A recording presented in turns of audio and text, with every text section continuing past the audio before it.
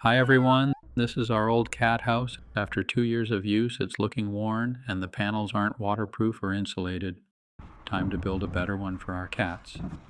Welcome to my channel. Let me show you all how this new cat house, equipped with a millimeter wave radar and a heated pad, was built. Let's get started.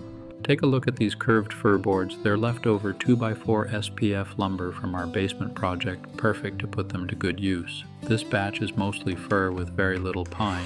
While it was very affordable, the wood gives off quite an unpleasant smell when cutting, though it does fade over time. Hopefully our cats with their sensitive noses won't mind that unusual odor. SPF lumber comes fully sanded on all four sides with beveled edges. It's great for framing, but if you want to use it for other projects, you'll need to mill those edges back to square and cut it down into smaller sticks. The good news is that this wood is extremely easy to work with. Every cut feels like a hot knife through butter. The bad news is that it has plenty of knots, and once you rip it open, the internal stress can release and the pieces may warp or twist. I'm building a small frame using the same method as North American house construction.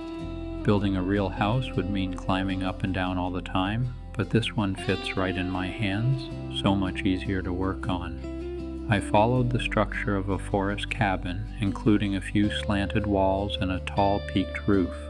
The whole thing is built at a 1:6 scale. Brad nails should be strong enough for this. After all, it's just for a cat. She won't crash into it, maybe just scratch it a little. The structure is simple, so I didn't make any drawings. I just measured and built as I went. It felt easy at first, but the pitfalls came later. The time I saved in the beginning ended up coming back double when I had to stop and think things through. Oops! Winter is coming soon, so this little house needs a door. That means the door frame has to be built a bit stronger. This steep roof sheds snow efficiently while creating extra space. It could even fit 2 floors, perfect for giving each cat their own level. The interior is lined with 0.1-inch MDF for smooth, easy-to-clean surfaces that won't trap dust or cat hair. Since the small front door makes cleaning difficult, I added a larger access panel at the back for maintenance and future upgrades. Another advantage of MDF? Cats won't use it as a scratching post, unlike the last soundproof panel cat house, which they completely shredded. These Bessie F clamps are incredibly handy, operable with just one hand. They can even be reversed to provide outward pressure in situations where traditional clamps can't be used. If you enjoyed this video or found it helpful, I'd really appreciate a like. Feel free to share it with fellow DIYers too.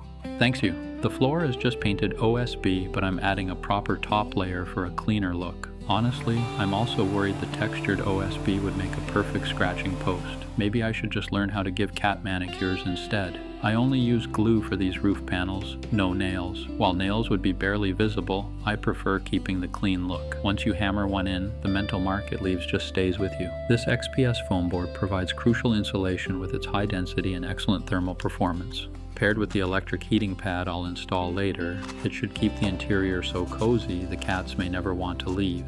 This layer effectively minimizes heat exchange, maintaining a warm, comfortable temperature inside.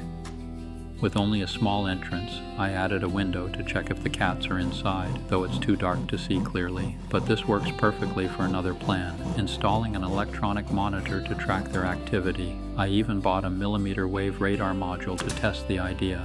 Next up is more interior paneling. I'm cutting pieces of XPS foam board and fitting them into the gaps. A methodical process that's slow but surprisingly enjoyable. It feels just like playing Tetris, carefully working to fill every single empty space. Even with careful alignment, some gaps are unavoidable. For these remaining spaces, expanding foam is the perfect choice. Plus, trimming away the excess foam afterwards is a step that never gets old. For the outer walls, I'm using MDF as I couldn't find thin enough OSB. I'm minimizing nails, though some are essential. The structure is already quite heavy, but I clearly underestimated its final weight. I almost couldn't get it upstairs later. And yes, it's all happening under the garden, where every project comes with its own unique challenges. Now for a crucial moisture proofing step, applying Tyvek house wrap to the exterior of the wooden frame. This material acts like a weatherproof jacket for the structure, effectively blocking outside rain while allowing internal moisture to escape, preventing the wood from getting damp or moldy. I'm carefully smoothing and securing it in place, making sure every seam is sealed tight. It's the invisible layer that ensures the cat house stays durable for the long haul. Over the house wrap go the vertical battens. It's crucial to keep these perfectly straight. This creates a drainage gap behind the siding so any water that gets behind it can flow straight down and out. Testing them on web radar hasn't gone smoothly. To actually see the return data and adjust parameters, I'd need to bring both a cat and my computer down here. Looks like this test will have to wait until the house is finished. As an alternative, I tried a body weight sensor module.